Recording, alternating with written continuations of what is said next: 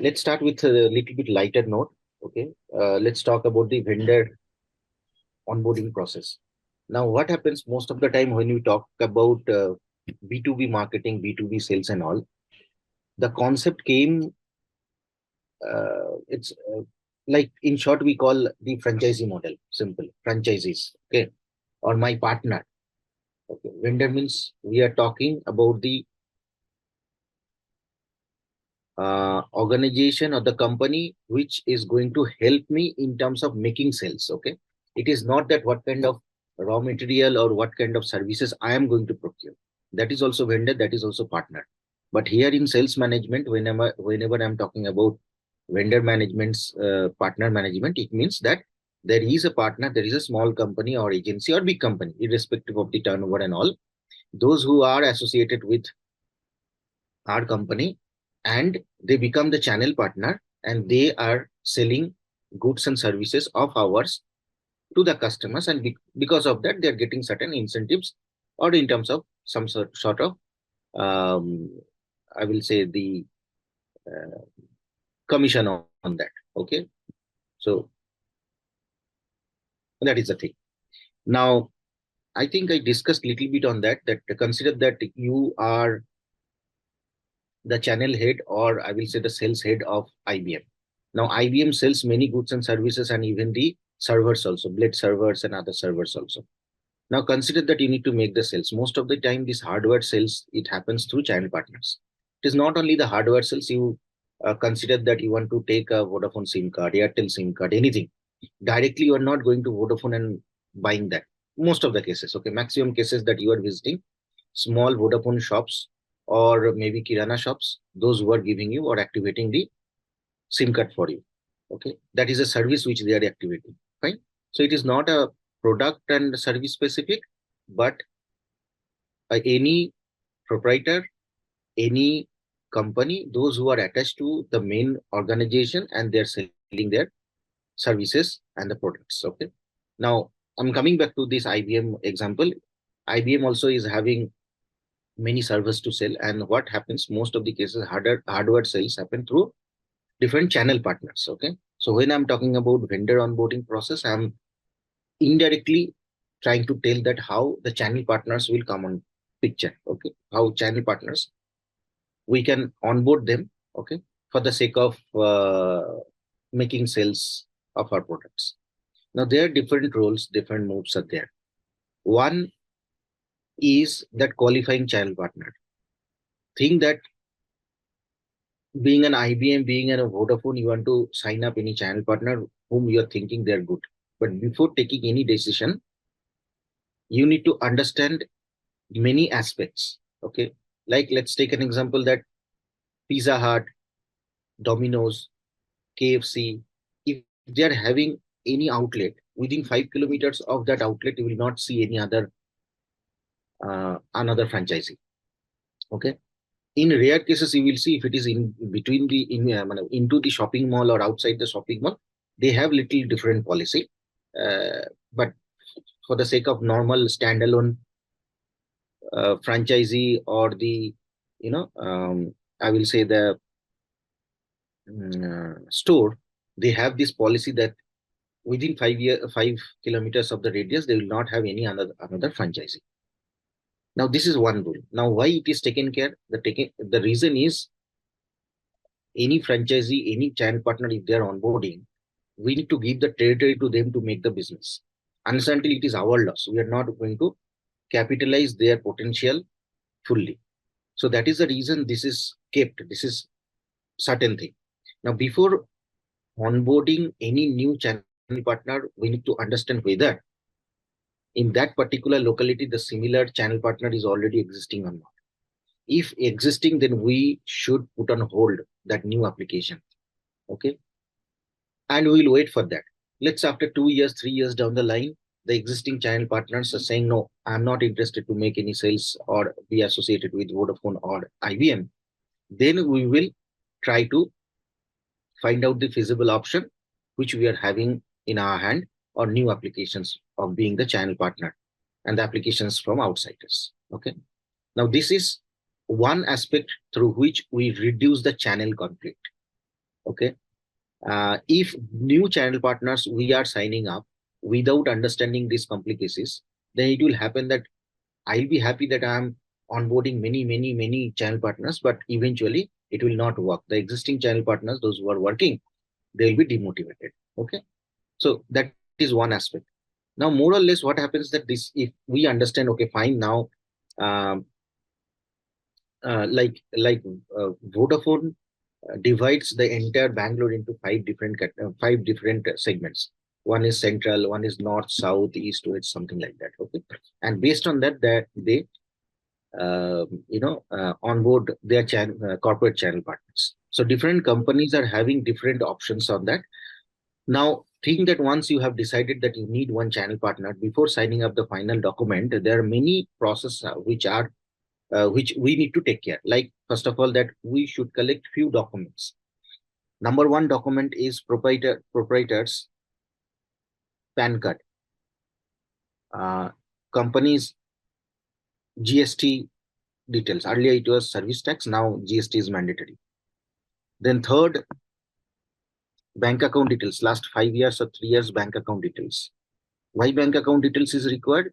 So that we can understand that that particular um, new company or channel partner is having the capability of shelling out the money or pay money to their employees and all, and it is sustainable.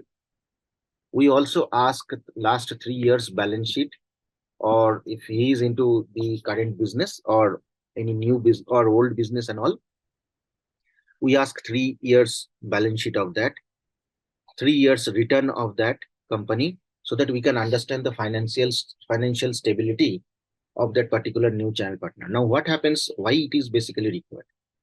This is required to ensure that once they are on board, immediately because of the scarcity of the money or not getting payment, they will not stop their business, they will not stop their operation, and they will not stop the association with Vodafone or IBM or the main parent company. Now, that is the reason what happens. Everybody, every big company, whoever signing up new channel partners, they upfront they say, look, next 6 months we will not make any profit. Look, next 6 months we will not have any break even. After 6 months only, we will start getting small revenues and break even. If I'm not wrong, KFC also says that 1 year you will not have the uh, break even, or you will not have the profit on that. If that channel partner's capability is there, he is having enough amount of money in his pocket. And if KFC understands that, okay, fine, this 1 year or 1.5 years without even revenue, without even profit, not revenue, profit, one particular new channel partner in that particular territory can survive, then only they sign up, otherwise not. So mota, if you understand, to take one franchisee or become a channel partner or franchisee partner of KFC, it takes 1 crore of rupees you need to have in your pocket. So the purpose is that to ensure the financial stability. Now you can ask me one thing, sir, how come it is possible that 6 months, 1 year, they're not making any revenue, not revenue, they're not making any profit, there is no break even. What kind of support then main parent companies they do for these new channel partners to onboard? Now the answer is, I'm telling you about Vodafone. So wherein I used to handle 2, 3 channel partners out there, and our process was that we will support their channel executives or the sales executive paying 50% of the salary. Okay, who are on feet on street executives are there. Think that to run any agency, you need many feet on street executives. Those will go to the new customers, hunt for new customers, and bring the new business. Now, there is a clause that that particular executive has to sell 20 new SIM cards, 20 new connections, that point of time. Okay, I'm talking about almost 15 years back or 14 years back. Now, maybe the productivity or the norms got changed. Now, considering that old concept or whatever experience I'm having, so therein what we used to have, we used to support paying them 50% of the salary, provided that particular executive in that particular 1 month, single month, he has sold 20 new SIM cards of the connections. Now that gives me a cushion. Okay. So their salary used to be 8,000 rupees at point of time, 9,000 rupees, 10,000 rupees. So the moment 50% or 20 SIM cards sales is done, new connections are done, then we are supporting, Vodafone used to support paying 5,000 rupees or half, let's say 8,000, then 4,000 rupees from their pocket to support the channel partners. So in that case, two ways it used to happen. One, indirectly, Vodafone was supporting channel partners and ensuring that they are at least they're not making any financial loss in terms of uh, human resource payment and all, executives payment and all. In other way, Vodafone used to keep the control on that. Think that you are having one channel partner is having 20 executives, and 20 executive salary is 8,000 into 20, what about 1.6 lakhs? We used to pay 80,000 rupees so that we can have a control on those executives and the channel partners. So that tomorrow, if anything happens, we can have hold, we can control them. If any bad things they are doing, then we can stop them. Any good things they are doing, we can encourage. Anything, whatever parent company is directing, they're forced to apply or they're forced to obey. If it is not happening, then being a channel partner, we could stop that support. Okay. And there will be the financial loss for the channel partners. So this is the main reason. Now, if I ask you that thing that you are working in a company and you are interacting with new channel partners, those who are going to help you in terms of new sales, then minimum these things you need to understand and keep it in your mind, that what are the documents are required, why those documents are required, because directors are very proprietors are very conservative. They will not give you their company details, their PAN card details very easily until you are justifying that why this document is required. Nobody will give, even whether the big company or small company. Okay, so you need to justify why 3 years return you are asking, why 3 years, why GST number you are asking, what is the reason, and so on and so forth. Okay, so these are the things. Now, the moment you onboard okay, fine. So now think that consider that all these documents are fine. Now, what is the next step? Next step is those documents will go to the legal team. Legal team will verify that whether all these documents are proper or not, and whether he is legally suitable to tie up with us or not, or with the main company or not. If that is so, then they issue one contract, okay, vendor contract. We call it vendor contract or partner contract. And both ways they will read it, understand. Then, if they want to make any changes of the clause, it's to and fro opinion and to and fro contract. Okay. So once it is settled, then after that only one meeting happens. Say the enterprise head or CEO or the business head or the business vertical head or sales head, whoever, the sales director, he will call that particular person, would be vendor, and he will have the interaction or the interview to some extent in different way. But we do not call it interview. We say, sir, our head wants to meet with you before signing up. That's it. Okay. But what is the purpose of that? Again, that particular director will re-verify that whatever the documents, whatever the information he has provided, that partner has provided to come on board, that is genuine and proper, and that particular partner is going to support the parent company throughout. Because onboarding may be easy, but if partner is leaving, then it's a big difficulty. Okay, in process of future also. So once it is done, then partner enrolls their partnership agreement or accept their partnership agreement, and officially they become the partner, and then something happens. Now, service industries are different, and hardware, the products are different. Service industries, there is no inventory which needs to be kept, okay, by the channel partners. So there is less entry barrier, because you do not need to have huge capital to start your partnership, okay, or the franchise.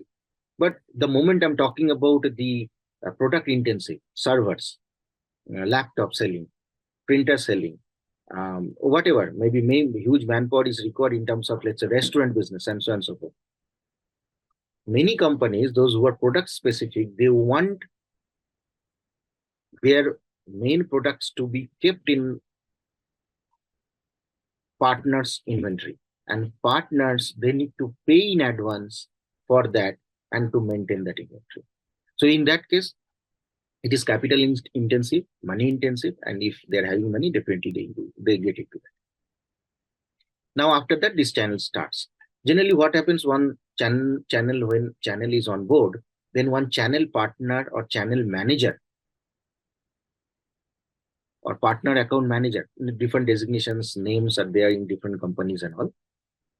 He or she is assigned to that particular channel, so that he or she becomes one point contact in between the channel partner and the main parent company. And he or she, that channel partner, is given enough training, how to handle these channels and so on and so forth, and make the business and make the revenue. So this is the main thing which happens.